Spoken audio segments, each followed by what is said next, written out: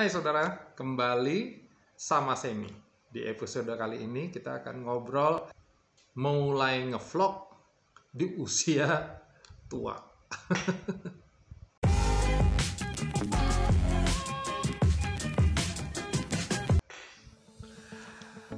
Ketika saya mulai mempertimbangkan untuk buat vlog tentang keseharian gitu ya, vlog video, blog gitu. Seperti catatan harian tetapi sekarang bentuknya video. Hal yang terlintas di kepala saya malah kata ini ya, terlambat. Iya, saya merasa harusnya vlog itu di pengetahuan saya harusnya serunya itu dibuat anak-anak muda ya. Untuk anak-anak muda atau seorang public figure yang sudah mulai sesuatu di usia mudanya, kemudian di usia tua dia mulai buat vlog dan ini orang banyak pingin lihat ya.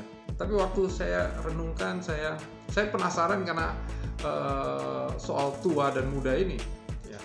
Di satu sisi dalam hati saya merasa masa lu tua sih masa udah tua-tua, nggak begitu tua, rasa nggak nerima gitu. Sampai saya coba search kategori usia dan saya menemukan klasifikasi usia menurut kategori umur menurut Depkes tahun 2009. Nah ini masa balita itu 0 sampai 5 tahun. Masa kanak-kanak itu 5 sampai 11 tahun. Wah. Masa remaja awal 12 sampai 16, masa remaja akhir 17 sampai 25.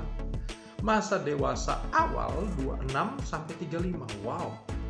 Masa dewasa akhir 36 sampai 45 dan saya nih tahun ini ulang tahun 45. Jadi umur 46 sampai 55 kategori usianya adalah masa lansia. jadi tahun depan saya udah beralih dari dewasa akhir ke lansia awal. Terima kasih deh. Separuh nggak terima nih. Saya coba cari-cari info tentang apa benar ya pendapat bahwa video blog atau vlog ini memang pasnya atau serunya itu kalau anak-anak muda yang bikin ya. Saya dalam hati merasa harusnya orang tua juga bisa dong, bisa gitu ya. Tapi ya setelah saya cari-cari di internet, di artikel yang ada data gitu ya, ini yang menariknya, memang anak muda semua. Saya coba bacakan beberapa data yang ada dari 10 YouTuber yang genre daily vlog. Jadi vlog itu banyak genrenya gitu ya saudara, macam-macam. Ada tentang vlog pribadi, ada game ya, ada musik. Kan saudara sering lihat cover gitu kan, apalagi ponakan saya itu kalau udah game ngikutin banget. Ada tentang informasi populer dan banyak hal-hal yang kecil lain ya, misalnya prank,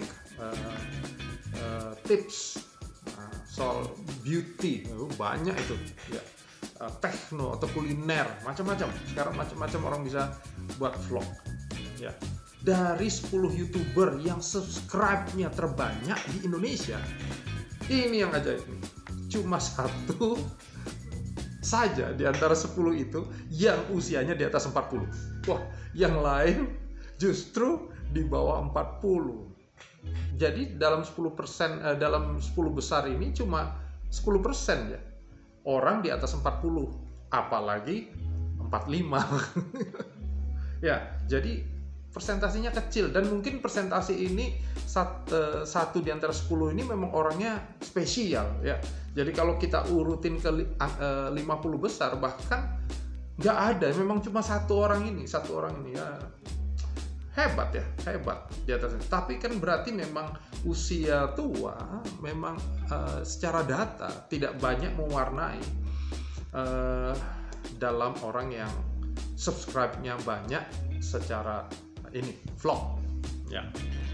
Dan bahkan sekarang datanya tuh bilang bahwa youtubernya bermunculan sekarang banyak vlog yang dimasukin youtuber itu usia cilik. Wah, ya kan? Banyak anak-anak kecil, anak-anak kecil buat vlog dan subscribe-nya luar biasa. Jadi kalau saya lihat usia orang yang nge-vlog bukan yang makin tua, justru ke arah makin ke bawah gitu. Iya, jadi lumayan bener nih. Itu baru dari kalau kita lihat dari subscribe, ya. Dan kalau kita sadari juga bahwa yang kedua itu soal, kalau yang saya pikir-pikir adalah soal kehidupan muda yang menarik juga. Kalau saya lihat vlog-vlog yang ada hari ini itu diisi dengan kehidupan yang menarik tuh. Wah, ya. Pencarian mereka terhadap karir. Nah, orang-orang yang ngelihat itu juga jadi seru ya, karena banyak perubahan yang bisa terjadi dalam kehidupan anak-anak muda ini, dan kehidupannya itu, perubahannya itu dinamis sekali, dan itu sangat menarik dan bisa dinikmati gitu ya. Apalagi yang tadi itu ya, kalau kita lihat data yang tadi ya, itu yang paling besar itu adalah vlogging itu 39% dari semua YouTube yang ada. Oke, menurut data ini saya ambil dari tirto.id. Ini dikeluarin tahun 2019 ya. Nah, gamers itu 19%, orang-orang game yang masuk di YouTube. Ya, musik 14%, informasi populer itu sekitar 11%. Yang lain tuh kecil, 4%, 3%. Animasi 4%, mistis, dunia mistis 3% ya. Tekno, kuliner, kecantikan cuma 2% ternyata. Prank-prankan itu itu cuma 1% nih. Luar biasa ya. Nah, tapi kalau kita lihat yang paling besar genrenya ini justru genre-genre yang memang dalam kehidupan erat sekali hubungannya dengan kehidupan anak-anak muda. Coba bandingkan dengan kehidupan seorang yang sudah lebih tua. Saya nggak mau bilang tua ya. Lebih tua gitu ya. Mungkin kehidupannya sudah mapan, sudah tidak ada lagi yang dicari ya. Penemuan-penemuan baru dalam hidupnya kayaknya udah nggak terlalu ada. Saya baru 2 poin itu udah merasa memang ada ya. 3. Kalau kita lihat, saya cuma pikirin 3 ini.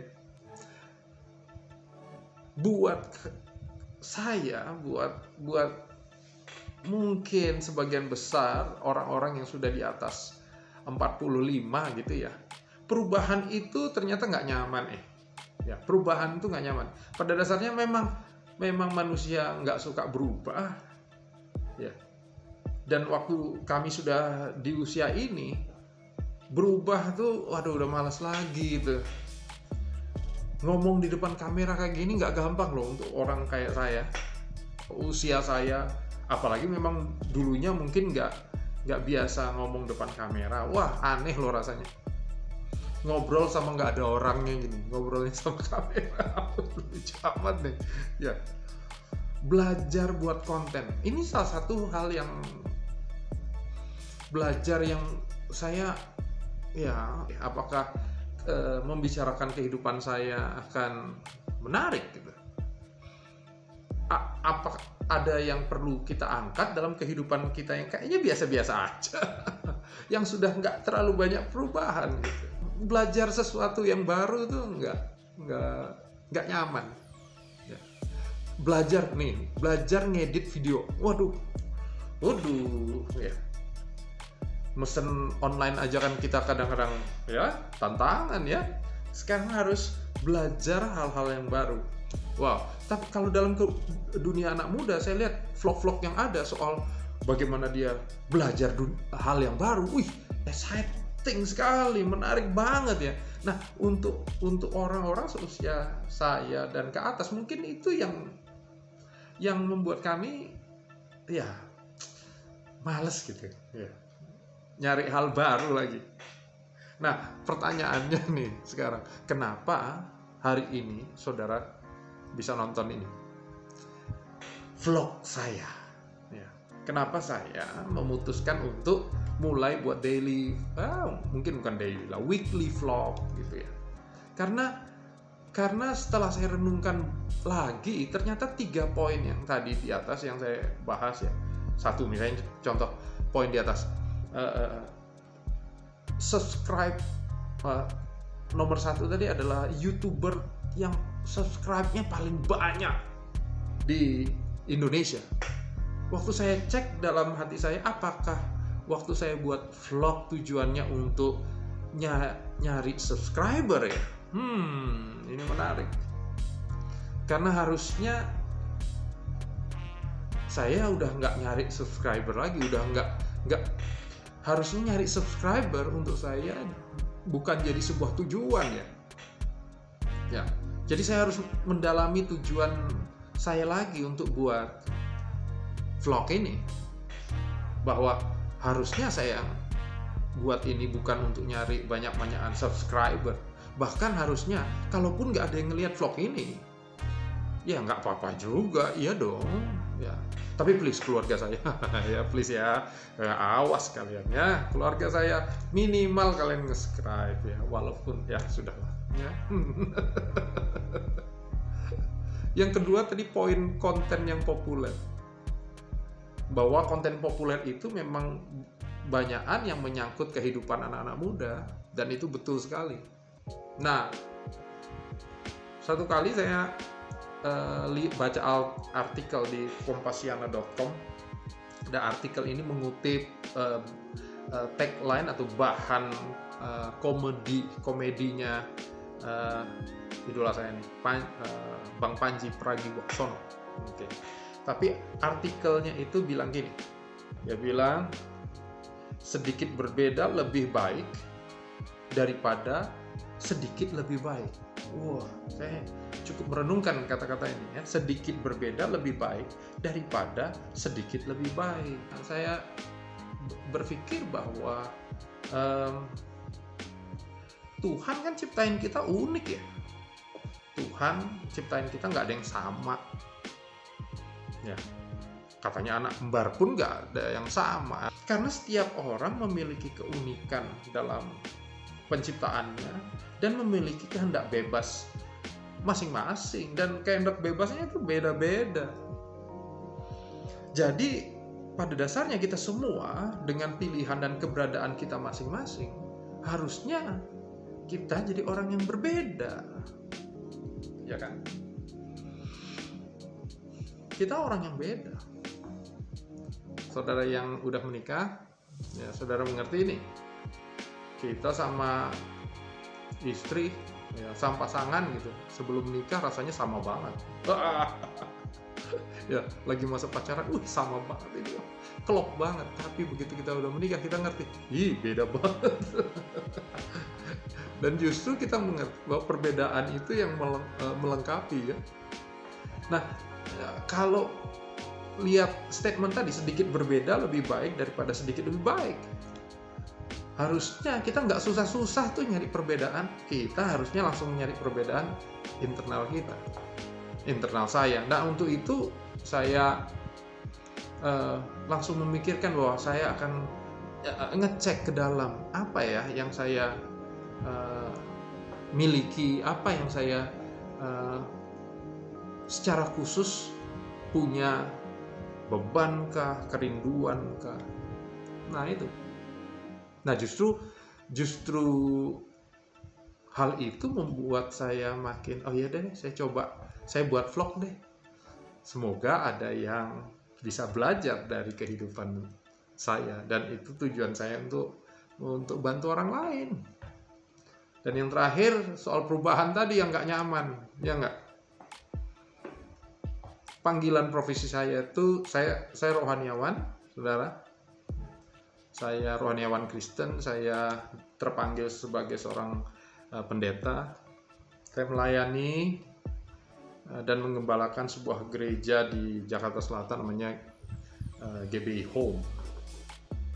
Nah, di gereja kami saya banyak bantu kehidupan anak-anak muda. Nah, salah satu yang kami bantu adalah kesiapan mereka menghadapi perubahan, gitu ya. Maksudnya apa? Maksudnya gini, musim hidup kita itu selalu berubah. Hari-hari ini apalagi, wah perubahan banyak banget ya Kak. Dari aman-aman begitu ada COVID, semua berubah, perubahan cepat. Orang yang nggak siap dengan perubahan atau menyiapkan hati paling tidak untuk sebuah perubahan, kalang kabut. Hasilnya mungkin dia akan protes, dia akan kecewa. Seringkali kita dorong mereka untuk siap menghadapi perubahan. Tapi ini masalahnya kita sendiri yang ngajarin nih, memang yang nggak siap kadang-kadang.